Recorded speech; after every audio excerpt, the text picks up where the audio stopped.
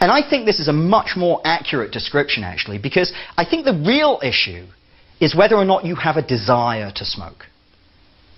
I mean, if you have a desire to smoke, you may be able to use willpower to overcome that desire for a couple of hours or a couple of days or a couple of weeks or even a couple of years. But it'll rear up and bite you at some point. And this explains why so many people who quit smoking using willpower are so anxious and edgy. I mean, they're supposed to be going to parties and social situations relaxed and happy and content, but instead they're going a little bit anxious and edgy, thinking, is tonight the night I'm going to have one glass of wine too many and end up back smoking a pack a day? To help themselves overcome this fear, these people pick on smokers. In a sense, they make themselves feel better by making you feel worse.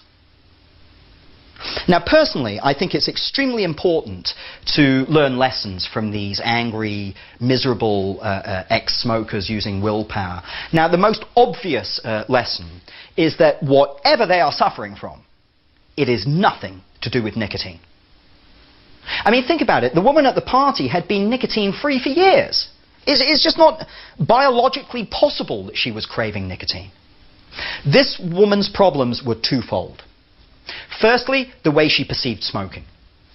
When she saw people smoking, the way her brain processed this information was that these people were getting to smoke, and that she just wasn't allowed to do this anymore, which made her feel a little bit deprived, which in turn made her feel anxious and vulnerable. Secondly, because she had never understood that there were no benefits to smoking, she continued to believe that the cigarette would help her relax, cope with stress, do this and do this and do this. And because she believed these things, she still had a desire to smoke. And because she still had a desire to smoke, she had to use willpower in these situations not to. Now, as a result, she had never been able to close the book on this issue and move on with the rest of her life.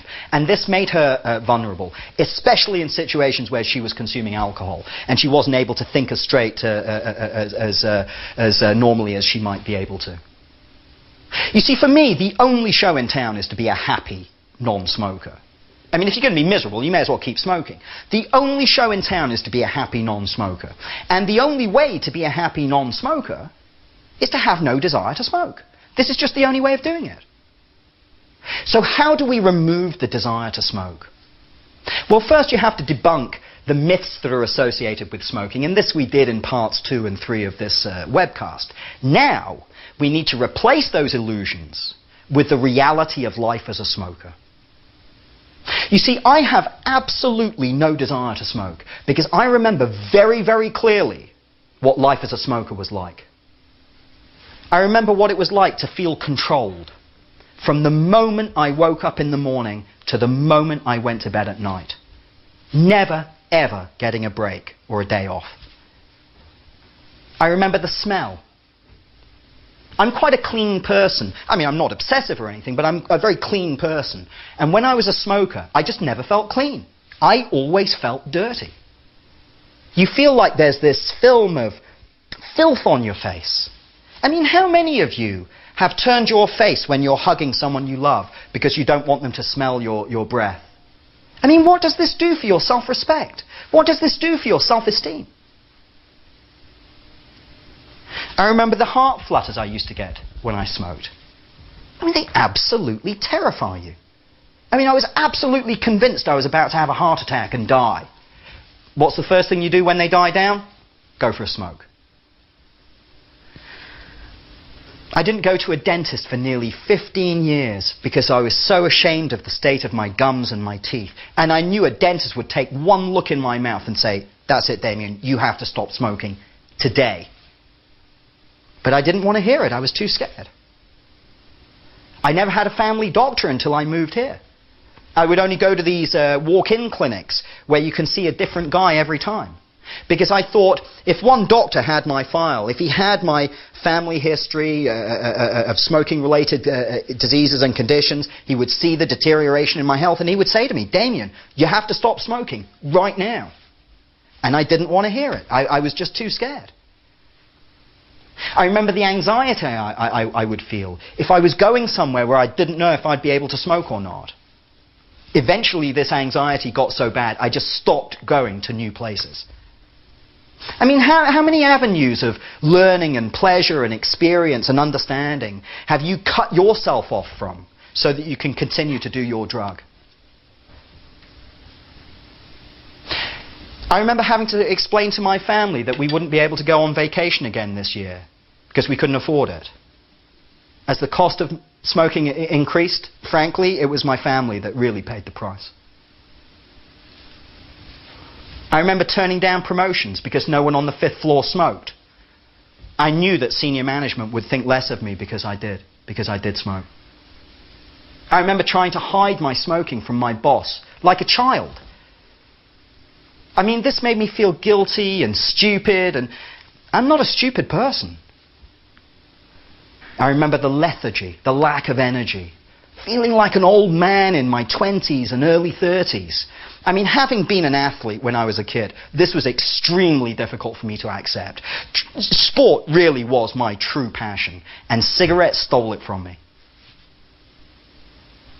I remember my eldest daughter's first day at school. They sent her home in less than an hour. It took us ages to find out what had happened. She was in hysterics the whole time. There was a poster in her classroom that said, "Smoking kills." As a young child, she didn't understand that, well, people smoke for a long time, they get sick for a long time, then they die. She thought I was going to drop dead any second. This poor kid was terrified. She was begging me, "Daddy, please don't smoke." But what can you say? What can you do? I spent hours with her that night, trying to calm her down, trying to get her to go to sleep. She refused to shut her eyes to go to sleep that night, because she thought if she shut her eyes, I would die. All the time, all I was thinking was, I wish this child would go to sleep so I could go and have a cigarette. I remember Sunday dinners at my mum's house, sneaking out for a cigarette afterwards. On one occasion, just out of the corner of my eye, I saw my mum's face. It stopped me dead in my tracks. Up until then, I'd only thought about how my smoking affected me. I hadn't thought about how it affected other people. My mum's face was this mask of pain and despair over how somebody she loved so much could be doing this. You know, aware of my own, my family's smoking history, how I could be doing this with knowledge of our smoking history. In fact, very shortly after this incident, I took a job back in Hong Kong, 9,000 miles away.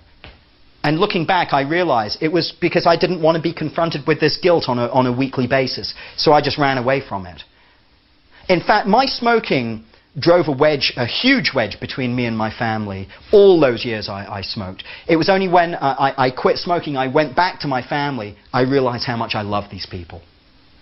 I mean, what a waste of life, choosing a 4-inch stick of poison over your own family. I remember watching my Uncle Richard die of lung cancer, an absolutely agonizing death. You know, in front of my eyes he died. The first thing I did, went for a smoke. I remember the panic attacks I used to have. I had panic attacks, I would say, more or less on a weekly basis for the last 4 or 5 years of my smoking life. The first time it happened to me, I was driving to work one Monday morning and I was suddenly overwhelmed with this notion that this wasn't going to get better. It was just going to keep getting worse and worse and worse and worse. And this thought put me into a tailspin. Believe it or not, I have never had a panic attack since I quit smoking. In fact, after about a month, I didn't even bother carrying the medication around with me. Because I realized these panic attacks were caused by smoking. As a non-smoker, I had no use for this medication. I remember feeling less than other people. Why could they get through life quite happily as non-smokers, and I couldn't even change the channel on the remote without lighting up? What was wrong with me? I remember feeling angry and frustrated. Why couldn't I do this one thing for all of these people that I love so much? What is wrong with me? But more than anything, I hated being a slave. I hated being a slave to something that never gave me anything in return, apart from fear, anxiety, and stress. These are my memories of smoking. Not this. These are my memories of smoking. And that's why I don't smoke. I mean, do you honestly think that it takes me willpower not to do something that made me feel like that? What on earth has willpower got to do with that? I can assure you, it does not take willpower not to smoke when this is the way you see smoking.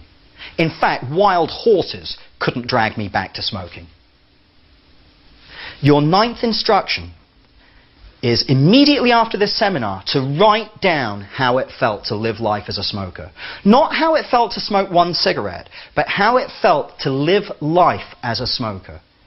To have to smoke all day, every day, never being able to stop. Start with how it makes you smell. Go on to describe how it feels to be a slave to dry vegetable matter, what that does for your self-respect and for your self-esteem. And don't pull any punches. Tell it exactly how it is. I always think that someone like Nelson Mandela enjoys his freedom more than you or I could ever even begin to understand, because for so many years he had it taken away from him. Well, to enjoy freedom, you have to be able to remember what being a prisoner feels like. Please write this list as soon as you can and keep it close at hand.